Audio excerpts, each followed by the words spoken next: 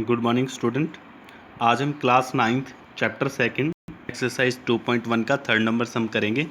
इससे पहले वीडियो में हमने फर्स्ट और सेकंड क्वेश्चन कर दिया था, तो देखते हैं 3rd नंबर सम नंबर 3rd में क्या कह रहा है। Give one example each of binomial of degree 35 end of a monomial of degree 100। ठीक है, तो वो ये कह रहा है कि हमें वन एग्जाम्पल देने हैं किस किस के।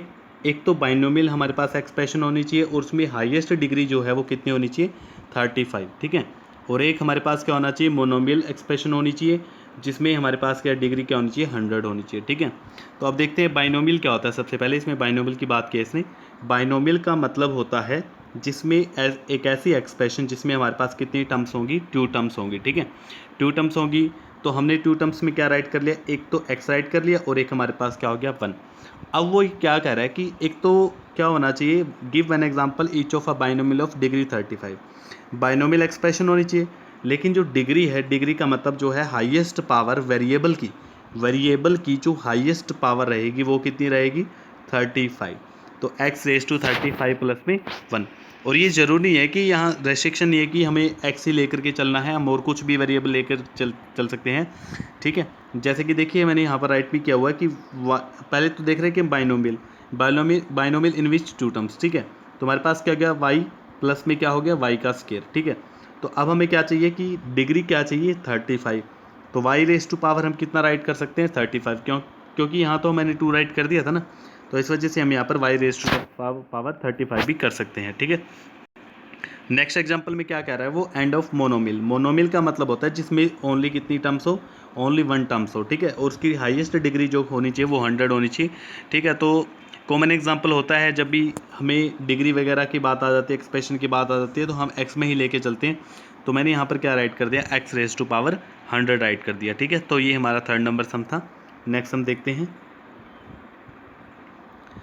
नेक्स्ट सम में हमें क्या दिया हुआ है, right the degree of each of following polynomial. हमें क्या बताना है, जो हमें पोलिनोमियल दिए हुए हैं उसकी हमें डिग्री बतानी है। डिग्री का मतलब क्या बताना है, हाईएस्ट पावर बतानी है कि हाईएस्ट पावर उसमें वेरिएबल की है कितनी। ठीक है, अब देखिए जैसे कि यहाँ पर 5x³ प्लस में 4x² प्लस में 7x। ठीक है, तो यहाँ पर x रेज टू पावर 3 है, फिर x रेज टू पावर 2 है, फिर x रेज टू पावर 1 है। तो हमें हाईएस्ट पावर देखनी थी, तो हाईएस्ट पावर कितनी है वेरिएबल की, 3 है। ये हमारे पास आंसर आ गया। ठीक है, नेक्स्ट पार्ट देखिए। नेक्स्ट पार्ट में हमारे पास यह हुआ 4 माइनस वाई का स्क्वायर। अब जो ये 4 है और यहाँ पर y का स्क्वायर है, तो हम यहाँ पर y raise to power 0 write कर सकते हैं, और माइनस में 1 into y raise to power 2। और तो हमारे पास हमें पता है कि अगर वेरिएबल की पावर 0 आ जाए या फिर किसी भी न्यूमरल नंबर की पावर भी 0 आ जाए, तो हमेशा किसके बराबर होते हैं, 1 के। और 4 को अगर मैं 1 से मल्टीप्लाई करूँ तो उससे कोई फ़र्क नहीं पड़ेगा। ठीक है, तो हमें ऐसा कुछ नहीं था, हमें तो सिर्फ ये बताने थे कि डिग्री कितनी है इस पोलिनोमियल में हाईएस्ट। तो हमारे पास जो हाईएस्ट डिग्री है वो कितनी है, 2। नेक्स्ट देखिए 3rd number part. 3rd number part में हमारे पास क्या है, 5t माइनस में √7। तो जरूर नहीं कि वेरिएबल हमारे पास x y z के अंदर ही चले, हमारे पास जो वेरिएबल है, ठीक है, वो अल्फ़ाबेट जो हमारे पास लेटर होते हैं, ठीक है, जैसे कि ABCD वगैरह, हम उसको भी लेकर के चल सकते हैं। तो इसमें हमारे पास क्या दिया हुआ है, t दिया हुआ है। ठीक है, तो यहाँ पर t रेज टू पावर कितना है, 1, क्योंकि यहाँ पर 1 जो है हिडन था, तो यहाँ पर हाईएस्ट डिग्री हमारे पास कितनी हो जाएगी, 1। हमारा ये आंसर आ जाएगा। ठीक है, नेक्स्ट देखिए। नेक्स्ट में हमारे पास क्या है, 3। तो ये हमारे पास कांस्टेंट टर्म है। ठीक है, तो इसमें जो डिग्री रहेगी वो 0 रहेगी, क्योंकि यहाँ तो कोई वेरिएबल है ही नहीं। लेकिन फिर भी मैं बताना चाहूँगा, 3 इंटू में मान लीजिए कि हमारे पास x रेज टू पावर 0 है। ठीक है, और x रेज टू पावर 0 जो वैल्यू है वो किसके इक्वल होती है, 1 के इक्वल होती है। तो 3 इंटू में 1, 3 1 जो क्या होता है 3, हमारे पास ये आंसर आ जाएगा। ठीक है, तो यहाँ पर जो हाईएस्ट पावर रहेगी वो हमारे पास 0 रहेगी, 0 डिग्री रहेगी। ठीक है, 5th नंबर सम देखिए। 5th नंबर सम में हमारे पास क्या दिया हुआ है, classify the following as a linear quadratic and cubic polynomial. तो हमें क्या बताना है कि जो हमें पोलिनोमियल दिए हुए हैं वो हमें ये बताना है कि वो लीनियर है, क्वाड्रेटिक है या फिर क्यूबिक पोलिनोमियल है। तो लीनियर में क्या होता है, जिसमें 1 पावर होती है डिग्री, जिसमें 1 होती है। क्वाड्रेटिक क्या होता है, जिसमें 2 पावर होती है। और क्यूबिक क्या होता है, जिसमें 3 पावर होती है, हाईएस्ट पावर। यानी कि हमारे पास जो वेरिएबल रहेगा उसकी पावर अगर 1 हो, उसकी डिग्री 1 हो, तो क्या बोलेंगे, लीनियर। अगर उस वेरिएबल की पावर डिग्री या फिर 2 आ जाए तो क्वाड्रेटिक होगा, और 3 आ जाए तो क्यूबिक रहेगा। ये हमारे पास आंसर आ जाएगा। तो देखते हैं 1st number part. 1st number part में हमारे पास दिया हुआ है x² प्लस में x। ठीक है। तो यहाँ पर एक्स रेज टू पावर 1 है, तो हमें हाईएस्ट देखनी है, हाईएस्ट पावर कितनी है यहाँ पर 2, तो इसको हम बोलेंगे क्वाड्रेटिक पोलिनोमियल। ठीक है।